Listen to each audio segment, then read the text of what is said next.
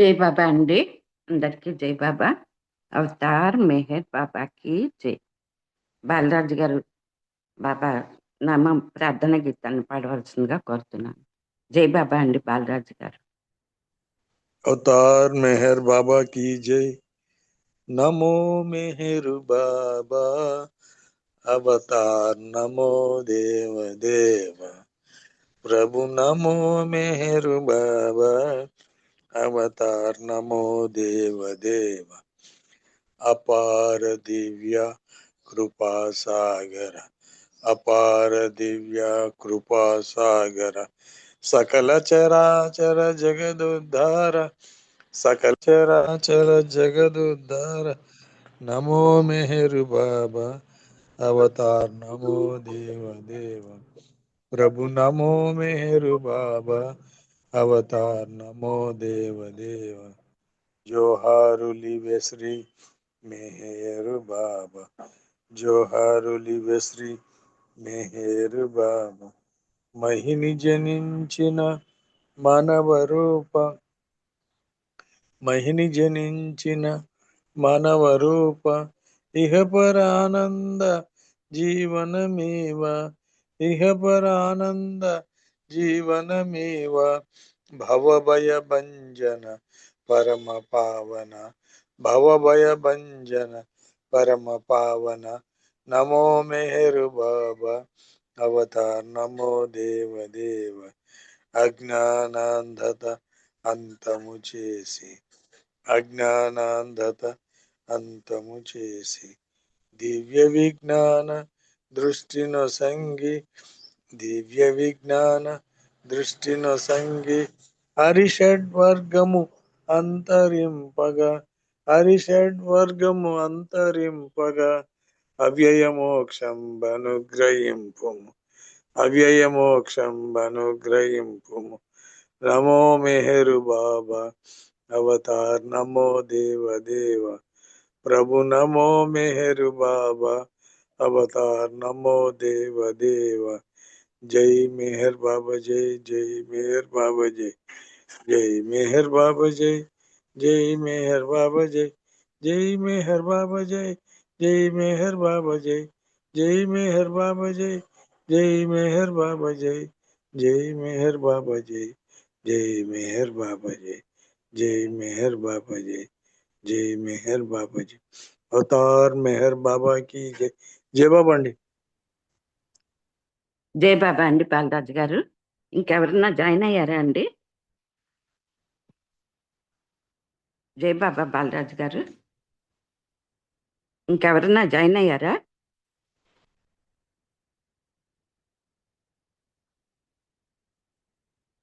జై బాబా అండి బాలరాజు గారు. నా ఎవరు మాట జాయిన్ అయినట్టు కనిపిస్తలేదమ్మా? కనిపిస్తలేదా? మీకు కనిపిస్తుందమ్మా? నాకు కనిపించలేదండి, అందుకే అడుగుతున్నాను మిమ్మల్ని. ఎవరు కనిపిస్తలేదు నాకు. అయితే మనం అప్పుడు అప్పుడు చదివాను కదా, ఉత్తమోత్తమ జీవితం, లైఫ్ అట్ ఇట్స్ బెస్ట్ అనేసి బాబా ఒక పుస్తకం చెప్పారు కదా, గ్రంథం. అది అందరినీ కొనేసి మీకు మీ వాళ్ళకి అందరికి ఎవరెవరికి తోస్తే వాళ్ళందరికీ ప్రజెంట్ చేయండి, అది చాలా ఇంపార్టెంట్ పుస్తకం అని చెప్పారు కదా బాబా. అవునవును. ఆ పుస్తకంలో కొన్ని విషయాలు మనం చదువుకున్నాము. ఇంకా లాస్ట్ లో ఒక్కటే ఉండిపోయింది, దివ్యానందం మానవుల బాధ అనేసి ఒక్కటే ఉండిపోయింది. అది మనం ఇప్పుడు చదువుకుందామండి.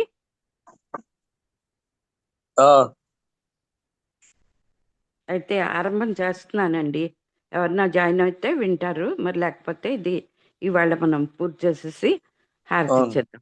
అలాగేనండి? జై బాబా. జై బాబా అండి.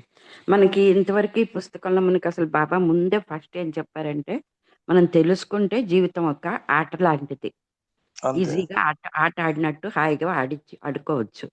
తెలుసుకోకపోతే మాత్రం అబ్బాయి ఎందుకు వచ్చిన జీవితం రా బాబా అనుకొని బాధపడవచ్చు. అలా కాకుండా అది జీవితం గురించి తెలుసుకుందాము అని అంటే అదొక సాధకులకి అదొక మార్గం. కానీ అసలైన ఉత్తమోత్తమ జీవితం ఏంటంటే, భగవంతుడికి మీద ప్రేమ తీసుకొని ఆ ప్రేమతో కానీ మనం జీవించామంటే, భగవంతుడి మీదే కాదు మన తోటి జీవుల మీద కూడా ప్రేమతో జీవించామంటే అదే అదే అసలైన ఉత్తమోత్తమ జీవనం అనేసి బాబా చెప్పారు. అలాగే బాబా ఇందులో సద్గురువులు ఏం చేస్తారు, దివ్యానందం అంటే ఏంటి, భగవంతుడు అవతారం వచ్చినప్పుడు ఏం చేస్తాడు, అవతారుడికి బాబాకి చెప్పారు, మతం గురించి ఆయన ఉద్దేశం అన్ని చెప్పారు. తర్వాత నిజమైన బహుమానం అంటే ఏంటి చెప్పారు. గురువుకి ఎలాగ శిష్యులు ఎలాగ సేవ చేయాలి, ఎలాగ ఉత్తమోత్తమ శిష్యులుగా ఉండాలి అంటే నిస్వార్థ సేవ, సరెండర్ చేసుకొని ఉండాలి అనేసి చెప్తుండేవారు. అన్ని విషయాలు మనం ఇంతకు ముందు అన్ని చదువుకున్నాము. ఇప్పుడు దివ్యానందం మానవుల బాధ అనేసి ఒకటే ఉండిపోయింది లాస్ట్, అది చదువుకుందాం. అనంత ఆనందాన్ని నిరంతరాయంగా అనుభవించే వ్యక్తిగత ఆత్మ శారీరక రుగ్మతలతో, రోగాలతో ఎలా బాధపడుతుంది మరియు సాధారణ శీతోష్ణాలకు ఎలా లోనవుతుంది అని ఎవరైనా అడగవచ్చు. అంటే ఒక ఆత్మ ఎప్పుడైతే భగవత్ ఐక్యం అయిపోయిందంటే, భగవంతుడిని చూడగలిగింది అని అంటే, అది భగవంతుడిలో అది ఐక్యం అయిపోతుంది. అలాంటి ఆత్మని పరిపూర్ణ ఆత్మ అంటారు. ఆ పరిపూర్ణ ఆత్మ మరి భగవంతునికి ఏకమైంది కదా, భగవత్ సాక్షాత్కారం పొందింది కదా. అలాంటి ఆత్మ ఎలాగా శారీరక రుగ్మతలు అంటే ఈ రోగాలతో, ఈ శీతోష్ణ స్థితులకి అవి ఎలాగా లోనవుతుంది అనేసి మనకి క్వశ్చన్ రావచ్చు. దానికి బాబా ఇది చెప్తున్నారనమాట. మానవుడు ఒక్కసారి భగవదనుభూతిని పొందినప్పుడు పరిపూర్ణుడై అతని అనంత ఏకత్వం యొక్క శాశ్వత చైతన్యాన్ని పొందినప్పుడు మాయామయమైన విషయాలు ఒకటి కాదు, అన్ని వ్యక్తిగతమైన, సామూహికమైన, స్థానికమైన మరియు విశ్వాత్మకమైనవన్నీ మాయగా ఉండలేవు, అదృశ్యమైపోతాయి. ఆయన యొక్క స్థూల, సూక్ష్మ, మానసిక శరీరాలు ఉన్నా తొలగిపోయినా ఆయన వరకు వాటి ఉనికి ఉండదు. మాయలో ఆయనకు ఉన్నట్లు మిగిలేదైతే ఉండదు. యాక్చువల్గా బాబా ఇప్పుడు చెప్తున్నారు ఏంటంటే, పూర్తిగా భగవదనుభూతిని పొందిన వ్యక్తి అంటే ఒక ఆత్మ అది పరిపూర్ణుడైనప్పుడు అప్పుడు అతను శాశ్వత చైతన్యాన్ని పొందుతాడు. పొందడం వల్ల ఏమవుతుందంటే ఈ మాయ అనేది అతనికి దూరం అయిపోతుంది అనమాట. ఈ మాయ దూరం అయిపోవడం వల్ల అతనికి శరీరానికి ఏ కష్టం వచ్చినా ఏమొచ్చినా అవేమి ఆయనకి ఇంక మరి అది ఆ శాశ్వత చైతన్యం ఆ అజ్ఞానమైన మాయని తొలగింపజేస్తుంది అనమాట పరిపూర్ణుల్లో. కానీ ఇంకొకటి ఏం చెప్తున్నారంటే, మరియు ఆయన నుండి అతిశయంగా పొంగిపొర్లే దివ్యత్వం ఆయన దేహంతో సహా అన్నిటినీ రక్షిస్తుంది. ఆయనకి భగవంతుడితో ఎప్పుడైతే ఆయన ఆ చైతన్యాన్ని పొందాడో, అనుభూతిని పొందాడో, ఆయనకి కూడా దివ్యత్వం వచ్చింది. ఆ దివ్యత్వం వల్ల ఏమవుతుందంటే మాయతో సహా మిగతావన్నీ కూడా ఆ తన దేహాన్ని రక్షిస్తుంటుంది అనమాట. పరిపూర్ణుడైన వాని శరీరం త్యజించబడే వరకు ఏ రకమైన వ్యాధులకు లోను కాకుండా లొంగకుండా ఉంటుంది. ఎప్పుడైతే ఒక ఆత్మ ఒక మానవుడు అనుకోండి, ఒక వ్యక్తి భగవదనుభూతిని పొందాడంటే అతనికి శరీరం ఉన్నా సరే అతని యొక్క దివ్య చైతన్యం వల్ల అది ఏ వ్యాధులకి కూడా లొంగకుండా ఉంటుందన్నమాట. లాస్ట్కి ఆయన అవసరం లేనప్పుడు ఆ శరీరాన్ని పూర్తిగా వదిలేసి ఆత్మ పూర్తిగా భగవంతుడిలో పరమాత్మలో లీనమైపోతుంది. శీతోష్ణాలతో ఎందుకంటే అవి ఆయన యొక్క సర్వాత్మకమైన దైవ చైతన్యంతో స్వతసిద్ధంగా నిష్ప్రభావితం చేయబడతాయి. ఇదంతా పరిపూర్ణుడైన వ్యక్తి అంటే భగవద్ అనుభూతిని పొందిన వ్యక్తి యొక్క ఇవి చెప్తున్నారనమాట. అయితే వీళ్ళల్లో పరిపూర్ణుడైన వాళ్ళల్లో చాలా మంది ఏమవుతారంటే చాలా అరుదుగా చాలా మందిని చాలా తక్కువగా కొంతమంది పరిపూర్ణైతే దైవం యొక్క పరమాత్మ యొక్క ఆదేశానుసారం వాళ్ళు సద్గురువులు అవుతారు. అయితే ఈ పరిపూర్ణుడైన వ్యక్తికి సద్గురువుకి ఏంటి తేడా అంటే, పరిపూర్ణుడైన వ్యక్తి లాస్ట్కి తన దేహాన్ని వదిలిపెట్టి పరమాత్మలో ఆత్మ లీనమైపోతుంది. కానీ సద్గురువు ఏంటంటే ఆయన భగవంతుడి యొక్క ఆజ్ఞ చేత తిరిగి మామూలు ఈ ప్రపంచంలో ఉండే ఈ విశ్వంలో ఉండే మానవులని ఉద్ధరించడానికి, వాళ్ళని కాపాడడానికి, వాళ్ళకి ఈ మాయ నుండి తప్పించడానికి, వాళ్ళు తిరిగి మానవ చైతన్యంతో మళ్ళీ తిరిగి మానవులుగా ఈ విశ్వం మీద జన్మ తీసుకుంటారనమాట. వాళ్ళని సద్గురువులు అంటారు. అయితే దైవ చైతన్యంతో మళ్ళీ మాయా ప్రపంచంలోనికి తిరిగి వచ్చిన సెయింట్ ఫ్రాన్సిస్ లాగా అలా తిరిగి వచ్చిన ఆయనకు ఆయన భౌతిక దేహం యొక్క పూర్తి చైతన్యం ఉంటుంది. అయితే ఎవరైతే సద్గురువులాగా అంటే ఇప్పుడు సెయింట్ ఫ్రాన్సిస్ మన క్రీస్తు దీంట్లో విషయంలో తెలుసుకున్న అతని శిష్యుడు సెయింట్ ఫ్రాన్సిస్ తిరిగి సద్గురువుగా మళ్ళా భౌతిక దేహంతో భూమి మీదకి వచ్చాడు. అలాంటి వాళ్ళకి ఏమవుతుందంటే సద్గురువులకి ఇటు దైవ చైతన్యం ఉంటుంది, అటు భౌతిక దేహం యొక్క చైతన్యం కూడా ఉంటుంది. అంతేకాదు అవిభాజ్యమైన ఏకత్వమైన ఆయన అస్తిత్వం యొక్క అనంత ఆనందాన్ని నిరంతరంగా అనుభవిస్తూనే నశ్వరమైన మాయాజనితమైన ఉనికి యొక్క అన్ని లోకాలలోని ఎరుకను కలిగి ఉంటాడు. ఆయనకి ఇటు దైవ ఎరుక తెలుస్తుంది, తన శరీరం యొక్క ఎరుక కూడా ఆయనకి తెలుస్తుంది, సద్గురువుకి తెలుస్తుంది. క్లుప్తంగా చెప్పాలంటే భగవదైక్యం పొందినవాడు లేదా పరిపూర్ణుడు ఇతరమైన దేనికి చెందని దైవ చైతన్యాన్ని మాత్రమే కలిగి ఉంటాడు. ఎందుకంటే ఆయన దృష్టిలో ఒక్క భగవంతుడు తప్ప ఇతరమైనదేది ఉండదు. సద్గురువుకు భగవంతుని చైతన్యం దానితో పాటు మాయ యొక్క చైతన్యం కూడా ఉంటుంది. అయితే పరిపూర్ణుడై భగవంతుల భగవదైక్యం పొందిన వాడికి పొందిన ఆత్మకి సద్గురువుకి తేడా ఏంటంటే పరిపూర్ణుడు మనం చెప్పుకున్నట్లు దైవ చైతన్యాన్ని మాత్రమే కలిగి ఉంటాడు. కానీ సద్గురువు ఏంటంటే భగవంతుని చైతన్యంతో పాటు ఆయనకి మాయ యొక్క చైతన్యం కూడా ఉంటుంది అని చెప్తున్నారు. తన శరీరం గురించిన పూర్తి మరియు సంపూర్ణమైన అచేతన అవస్థలో మిగిలిన మాయా ప్రపంచంలోని వాటన్నిటి విషయంలాగానే ఉండడం వల్ల అది పరిపూర్ణుడైన వాని శరీరాన్ని వాతావరణ పరిస్థితులకు ప్రభావాలకు లోను కాకుండా ఉంచుతుంది. ఇతను ఏంటంటే పరిపూర్ణుడైన వాడు అచేతన అవస్థలో ఉంటాడు. అంటే ప్రపంచానికి గురించి ఆయనకేం తెలియదు. కాబట్టి ఈ వాతావరణ అతని శరీరం ఎంతవరకు ఉంటుందో అంతవరకు అతని శరీరాన్ని ఈ శీతోష్ణ స్థితుల నుంచి దూరంగా ఉంచుతుందన్నమాట. కానీ దానికి అపోజిట్గా ఏమవుతుంది, దానికి భిన్నంగా స్థూల దేహపు చైతన్యాన్ని మళ్ళీ పొందే సద్గురువులు మాత్రం ఆ దేహపు అనారోగ్యానికి బాధలకి లొంగిపోతారు. ఎందుకు? స్థూల దేహపు చైతన్యం కూడా వాళ్ళల్లో ఉంది సద్గురువుల్లో. అందుకే మొదట వేసిన ప్రశ్నకి జవాబు అనమాట ఇది. వాళ్ళకి అనంత ఆనందం, అనంత శక్తి అన్నీ ఉంటాయి సద్గురువులకి. దాంతోపాటు ఈ స్థూల దేహ చైతన్యం ఉండడం వల్ల వాళ్ళు కూడా సద్గురువులు కూడా అనారోగ్యానికి గురి అవుతారని చెప్తున్నారు అనమాట. సద్గురువులు వారు అనుభవించే బాధలను, రోగాలను అవి మాయాజంతాలనే తెలిసి ఎరుకతో అనుభవిస్తారు. మనకి వాళ్ళకి సద్గురువులకి తేడా ఏంటంటే మనం ఏమీ తెలియకుండా మనకి చిన్న రోగం వచ్చిందంటే అయ్యో ఇంత రోగం వచ్చేసింది, ఇంత ఇది వచ్చేసింది అనుకొని ఇంత చలేసొస్తుంది, ఇంత ఎండగా ఉంది అనుకుంటుంటాం మనం. కానీ సద్గురు అలా కాదు. వాళ్ళు ఈ రోగాల్ని బాధల్ని వాళ్ళకి తెలుసు ఇవి వస్తాయని. ఎందుకు? వాళ్ళకి మానవ చైతన్యంతో పాటు దైవ చైతన్యం కూడా ఉంది కాబట్టి తెలిసి వాళ్ళు ఎరుకతోటి అనుభవిస్తారు వీటిని. మనకు అవి ఎరుక లేదనమాట. వాటిని తొలగించుకోవడానికి లేదా రాకుండా చేయడానికి వారి దివ్య శక్తిని ఉపయోగించుకోరు సరికదా. వారు మాయాబంధనాల్లో చిక్కుకున్న ఇతరుల ఆధ్యాత్మిక అజ్ఞానాన్ని తొలగించడానికి భౌతికమైన బాధలను కావాలని స్వయంగా భరిస్తారు. వాళ్ళు ఏం చేస్తారు? వాళ్ళు వచ్చింది కారణం ఏంటి విశ్వంలోకి?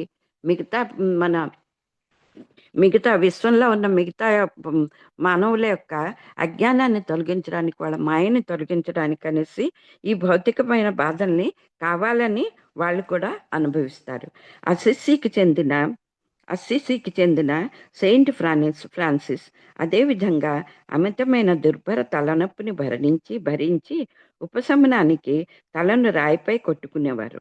కానీ చిత్రం ఏమిటంటే ఆయన చేతి స్పర్శతో ఇతరుల రోగాలు నయమయ్యేవి. అయితే ఇప్పుడు ఇతనికి దుర్భరమైన సెయింట్ ఫ్రాన్సిస్కి ఎక్కువ తలనొప్పి వచ్చేది, భరించడానికి తలనొప్పి వచ్చేది. అది భరించలేక తన తలను రాయిపై కొట్టుకునేవారు. అంటే దాని బాధను భరించేవారు. కానీ ఆయన చేతి స్పర్శతో ఇతరుల రోగాలు మాత్రం నయం చేసేసేవారు అనమాట. అంటే ఆయనకి ఆ శక్తి ఉన్నది. జీసస్ క్రీస్తు శిలువవేతకు సంబంధించిన వేదనల బాధను, విశ్వపు బాధను తనపైన వేసుకోవడానికి భరించారు. ఏకకాలంలో తండ్రి మరియు కుమారుడై ఉన్నందున ఆయనదైన దివ్యానందానికి శిలువ వెద్దతో ఎలాంటి భంగం వాటిల్లలేదు. జీసస్ క్రైస్తు కూడా ఆయన అవతారుడే మనకి తెలుసు, బాబా చెప్పారు. అందువల్ల ఆయనకి ఇటు దైవ చైతన్యం, ఇటు మానవ చైతన్యం రెండు ఉండడం వల్ల ఆయనకి సిలువ వేసేసినా కూడా ఆయనకి దివ్యానందం ఆయన అనుభవించారు. అందుకే ఆ బాధని అనుభవిస్తూ కూడా ఆనందాన్ని కూడా ఆయన అనుభవించారు. అయినా కూడా ఆ దివ్యానంద స్థితి మామూలు మానవుని వలె ఆయన భరించిన శారీరక బాధల విషయంలో మాత్రం ఏమాత్రం జోక్యం చేసుకోవద్దు.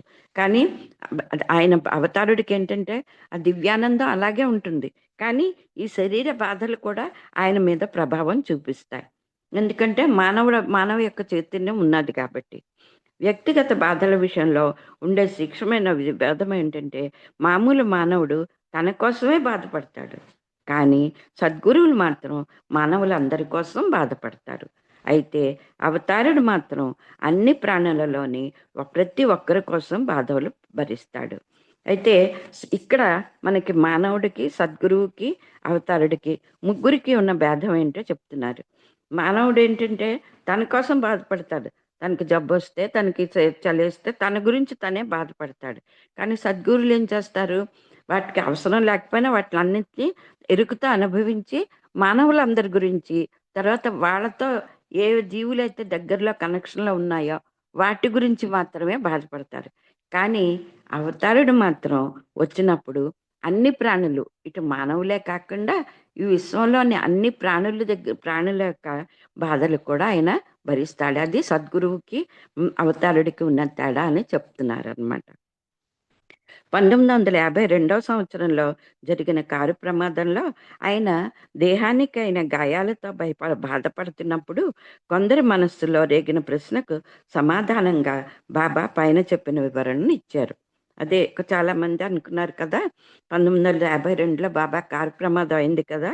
ఆ కారు ప్రమాదం అయ్యి బాబా గాయాలతో బాధపడుతున్నప్పుడు అందరూ అడిగారనమాట, బాబా మీరు అవతారుడు కదా, మీరు అనుకుంటే తప్పకుండా ఈ బాధలన్నిటిని వెంటనే మీరు అన్నిటిని విముక్తి పొందవచ్చు.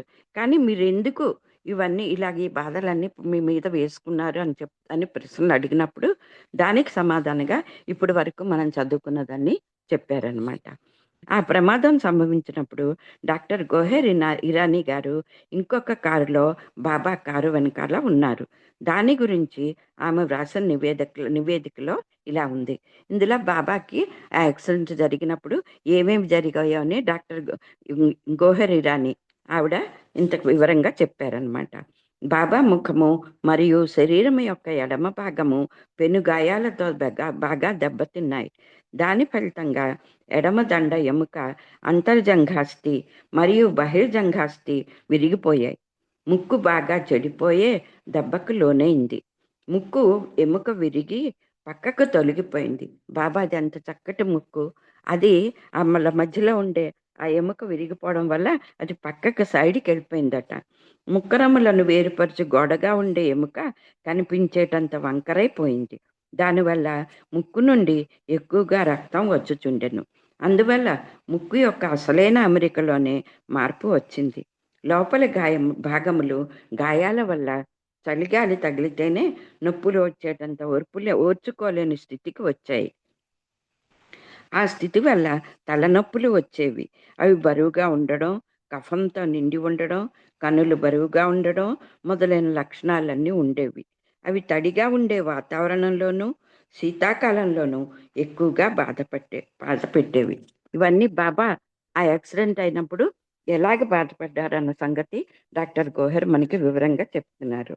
అవతారుడిగా బాబా తనపైన బాధలు వేసుకుని భరించడం ఆయన యొక్క విశ్వకార్యంలో ప్రముఖ పాత్ర వహిస్తుంది. బాబా ఏం చెప్పారంటే ఈ బాధలన్నీ ఆయన భరించడం ఇది కూడా ఒక నా విశ్వకార్యంలో భాగమే అని చెప్పారనమాట. అంటే మన గురించి అవతారుడు మనకు ఎంత బాధలు పడ్డారన్న సంగతి మనకి ఇవన్నీ చదువుతుంటే తెలుస్తుంది. ఆ బాధలు ఆయన చేసే కార్యక్రమాల్లోని ఇతర అంశాలపై ప్రభావం చూపడాన్ని బాబా అనుమతించలేదు. అయితే ఇంత బాధలు అనుభవిస్తున్నా కూడా మిగతా పనులు చేయడంలో ఆయన ఎప్పుడూ కూడా వాటి గురించి లక్ష్య పెట్టక తను మామూలుగా పనులు ఏవేవి చేయాలో అవన్నీ చేశారనమాట. ఏంటది? కాలు ప్లాస్టర్ పట్టీతో కట్టబడి ఉన్నా, చేతికి వేలాడదీసే పట్టీ కట్టబడి ఉన్నా, అలాగే ఆయన ఎందరో అమెరికా, ఇంగ్లాండ్ మరియు స్విట్జర్లాండ్ లాంటి దేశాల ప్రజలకు దర్శనం ఇచ్చారు. అలాగ కాళ్ళతో ప్లాస్టర్ పట్టీతో, తర్వాత చెయ్యికి ఇలాగా పట్టీ కట్టబడినా కూడా బాబా మిగతా దేశాల్లో ప్రజా దర్శనం కూడా ఇచ్చారు. అంటే ఎంత బాధ అనుభవిస్తున్నా కూడా ఆయన కార్యక్రమం మానలేదనమాట. భారతదేశానికి తిరిగి వచ్చిన పిమ్మట చంకల కింద నడవడానికి వాడే కర్రలను ఇంకా తీసివేయక ముందే బాబా సుడిగాలి లాంటి పర్యటనలు చేసి ఉత్తర దక్షిణ భారతదేశాల్లో ప్రజాదర్శనాలు ఇచ్చి దానికోసం ఎన్నో పట్టణాలకు, గ్రామాలకు వెళ్ళి వేల మైళ్ళు ప్రయాణించి అక్షర ఫలకం ద్వారా వందల సందేశాలు వ్రాయించి ప్రతి ఒక్క దర్శనంలో వేల మందికి స్వీట్లను కానీ పండ్లను కానీ ప్రసాదంగా స్వయంగా తన చేతితో ఒక్కొక్కరికి, స్త్రీలకు, పురుషులకు, పిల్లలకు ఇచ్చారు. చూడండి, అంత బాధకు అనుభవిస్తున్న చేతులు సారీ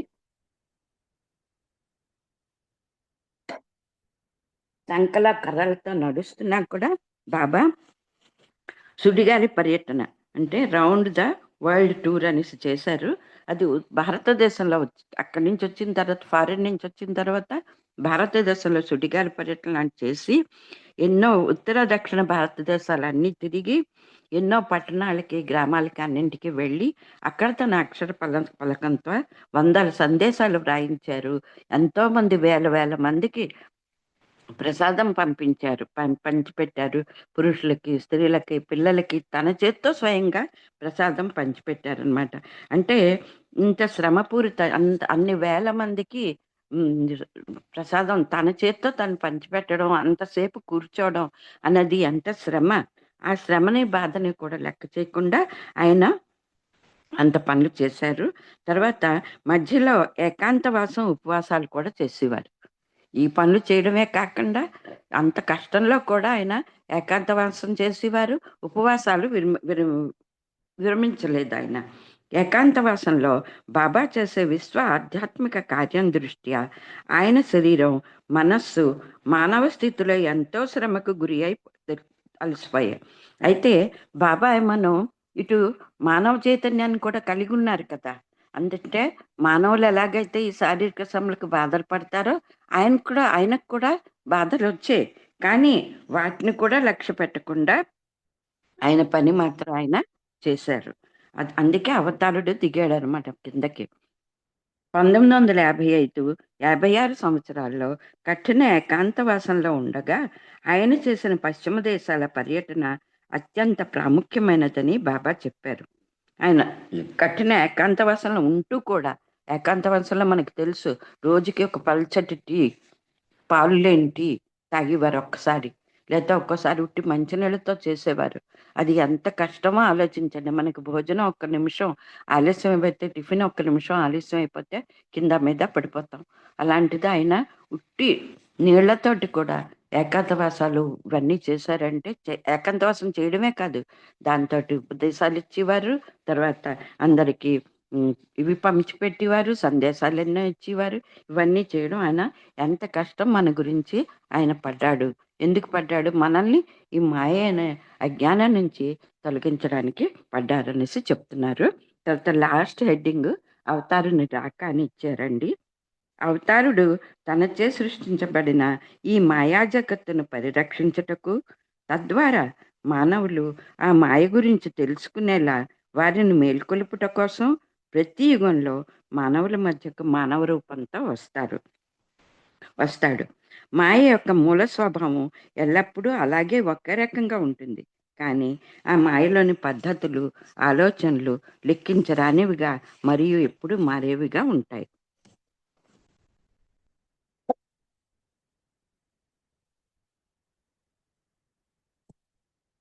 అయితే భగవంతుడు మన గురించి అవతారుడిగా ఎందుకు వస్తాడంటే, మనకి ఇంతవరకు చదువుకున్న దాని దగ్గర నుంచి మనకి తెలుసు కదా.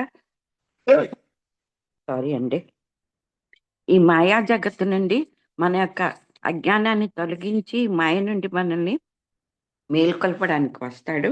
అయితే మాయ ఏమన్నా అన్నిసార్లు అన్ని వైపులా ఒకే రకంగా ఉండదు. ఒక్కొక్కసారి ఒక్కొక్క రకంగా మారుతుంటది. నా ఆగమనము మాయను నాశనం చేయడానికి కాదు. ఎందుకంటే మాయ అనేది దాని ఉనికిలో అసలు ఏమీ లేని శూన్యమే. మీరు ఆ మాయ యొక్క ఏమీ లేని శూన్య స్వభావాన్ని తెలుసుకునేలా చేయడానికే నేను వస్తుంటాను. అయితే బాబా మాయను నాశనం చేయడానికి రాలేదు. ఎందుకంటే బాబా చెప్తున్నారు కదా, ఆ మాయని అసలు చూస్తే అదేమీ లేదు, అది దానికి ఉనికే లేదు, దానికి అసలు ఇదే దానికి అసలు ఉనికి లేదు. కానీ ఆయన నీడలాగా ఆయన తీసుకొచ్చారనమాట. అది ఆ మాయ యొక్క ఏమీ లేని శూన్య స్వభావాన్ని మనం తెలుసుకోవాలి. అంటే ఈ మాయ అనేది ఉట్టిదే, ఇప్పుడు మనం చూస్తున్నదంతా మిథ్య అని మనం తెలుసుకొని భగవంతుడు వైపు ఆకర్షణ తెలుసుకొని భగవంతుడు అంటే ఏంటో తెలుసుకొని మనం మనల్ని మనం ఉద్ధరించుకోవడానికి, హెల్ప్ చేయడానికి, సహాయం చేయడానికి బాబా వచ్చారు, వస్తూ ఉంటారు అన్ని. భగవంతుడు ఈ అవతారం తీసుకున్నప్పుడు మీ ద్వారా నా అనంత అస్తిత్వం యొక్క ఛాయయే అయిన ఆ మాయను నేను అతి సహజంగా నిలుపుతుంటాను. అయితే ఇది దానికి అస్తిత్వం లేదు, కానీ భగవంతుడి యొక్క నీడ కాబట్టి దానికి అస్తిత్వం వచ్చింది. ఇప్పుడు మనం ఎలాగున్నాం అనుకోండి, మనం ఉన్నాము, మన నీడ తప్పకుండా దానికి ఉంటుంది. ఎందుకు? మన అస్తిత్వం ఉన్నంతకాలం మన నీడ మన కథలే ఉంటుంది. అలాగే భగవంతుడి నీడ కాబట్టి ఆ ఛాయ అలాగే ఉంటుంది, దానికి అస్తిత్వం లేకపోయినా కానీ, అది ఉనికి లేకపోయినా కానీ దానికి అందుకే భగవంతుడు అలాగా నిలుపుతూ ఉంటాడనమాట. మరి మీరేమో నా ద్వారా అతి సహజంగా మాయ యొక్క భ్రాంతిని తెలుసుకోగానే మాయను వదిలించుకుంటారు. మనం బాబా నుంచి, భగవంతుడి నుంచి మనం మాయ అంటే ఏంటి, అది ఏమీ కాదు, మన జీవితంలో అది మనల్ని తప్పుదారి పట్టిస్తుంది అని ఈ విషయాలన్నీ మన అజ్ఞానం పోయి మా అజ్ఞానం వల్ల తెలుసుకున్నామంటే అప్పుడు మనకి దాన్ని వదిలించుకొని అది మిథ్యా, భగవంతుడే సత్యం అనుకొని మన ఆ సత్య పదార్థాన్ని తెలుసుకుంటాం. కానీ బాబా చేస్తున్నారు, కావాలనే ఆయన మాయ యొక్క స్వభావాన్ని ఉంచి ఆయన తన ఛాయని అతి సహజంగా మనతో మన ఛాయ ఎలా ఉంటుందో ఆయనతో ఆ ఛాయని అలాగే ఉంచుతారు. అంటే ఈ మాయ ఉండడం కూడా ఈ ప్రకృతి యొక్క న్యాయం అని చెప్తున్నారు బాబా. ఆ మాయ ఉండడం వల్ల ఈ సృష్టి జరుగుతుంది. ఆ సృష్టే మాయ. ఆ మాయ ఉండడం వల్లే సృష్టి జరుగుతుంది. అది నిలపడం అది సహజం అని చెప్తున్నారనమాట బాబా. ఇంతతోటి ఈ పుస్తకం అయిపోయిందండి. బాబా కృప వల్ల మనం ఈ పుస్తకం పూర్తిగా తెలుసుకోగలిగాము. ఇది చదవడం వల్ల మనకి చాలా సంగతులు మనకి తెలుస్తున్నాయి. బహుమానం అనేది ఎలా ఇవ్వాలి, తర్వాత మాయ అంటే ఏంటి, మతం ఎందుకు, మనం మతాన్ని మనం తప్పుదారి పట్టిస్తున్నాం, అలా కాకుండా ఈ కర్మకాండంలోనే ఉండిపోతున్నాం, ఇవన్నిటిని దూరం చేసుకోవాలి. ఇవన్నీ బాబా మనకి చాలా విపులంగా చిన్న భాషలో, మనకు అర్థమయ్యే భాషలో చాలా విపులంగా చెప్పారు. కాబట్టి ఈ పుస్తకం చాలా, ఈ ఉత్తమోత్తమ జీవితం పుస్తకం బాబా స్వయంగా చెప్పారు కదా, ఇది తప్పకుండా అందరూ చదవలసిందే. మీరు మీ డబ్బులతో ఇది కొని ఆయనకి ఇవ్వాల్సిన డొనేషన్ మాకు తీసుకోకుండా ఆ డబ్బులతో మీరు ఈ పుస్తకాలను కొని వీలైనంత మందికి పంచిపెట్టండి. అంటే బాబా ఉద్దేశం అందరూ తెలుసుకోవాలి, ఈ నిజాన్ని తెలుసుకోవాలి అనేసి బాబా చెప్పారు. బాబా చెప్పినందుకు, బాబా కృప వల్ల మనం కూడా ఇందులోని కొన్ని విషయాలైనా మన జీవితంలో మనం కానీ ప్రాక్టికల్గా చేసుకోగలిగితే తప్పకుండా మనం బాబాని పొందగలం అనేసి నా ఉద్దేశం. అందరికీ ఇంత ఓపికతో విన్నందుకు మీకు అందరికీ నా యొక్క కృతజ్ఞతలు. బాబాకు నాకు అనేక ధన్యవాదాలండి, ఇది చదవడానికి నాకు ఈ అవకాశం ఇచ్చినందుకు. ఇప్పుడు టైం అవుతుంది కనుక బాలరాజు గారు మీరు బాబాకి హారతి ఇవ్వండి. ఇంకెవరన్నా ఉన్నారండి? ఉన్నారండి, వాళ్ళకి ఇచ్చేయమనండి. ఎవరున్నారండి చెప్పండి. విజయలక్ష్మి గారు మీరు హారతి ఇవ్వండి. జై బాబా. నేను చూసుకోలేదు, నాకు కనిపించలేదు. సరే, పర్లేదు. ఓకే అండి. అవతార్ మెహర్ బాబాకి జై. మనసు హారతి రే, మనసు హారతి రే, మనసు హారతిదే మహిమాన్విత మంగళ చరణ మేరు బాబా ప్రేమమయా నీవే మాకు సర్వమయా మనసు హారతిదే మనసు హారతిదే శ్రీకరమౌనే సుందర రూపం శుభకరమో ఆనంద స్వరూపం శ్రీకరమౌనే సుందర రూపం శుభకరమో ఆనంద స్వరూపం విమల దయాగుణ ప్రేమ స్వరూపం విమల దయాగుణ ప్రేమ స్వరూపం నిరుపమ తేజో విలసిత సత్య స్వరూపం మేరు బాబా ప్రేమమయా నీవే మాకు సర్వమయా మనసు హారతిదే మనసు హారతిదే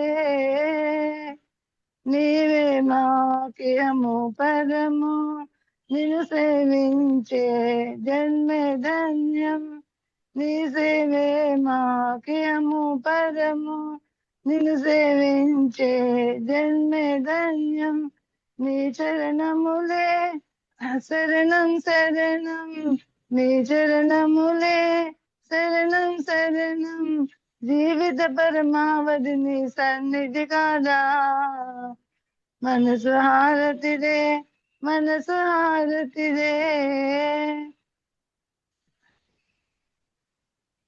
మానస చోరా మదిగై కోరా శాశ్వత మౌని దరిరా నేరా మానస చోరా మదిగై కోరా శాశ్వత మౌని దరిరా నేరా అంజలితో మా మనసులు దోచే అంజలితో మా మనసులు దోచే హారతి చేసాము మౌన స్వరూపా హారతి చేసాము మౌన స్వరూపా మనసు హారతిదే మనసు హారతిదే మనసు హారతిదే మహిమాన్విత మంగళ చరణ మేరు బాబా ప్రేమమయా నీవే మాకు సర్వమయా మేరు బాబా ప్రేమమయా నీవే మాకు సర్వమయా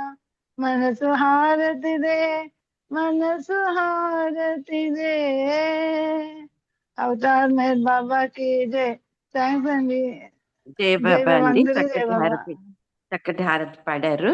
ఈ జై బాబా పుస్తకం చదివినప్పుడు మీకు ఎవరికైనా మనస్సుకి బాధ కలిగిన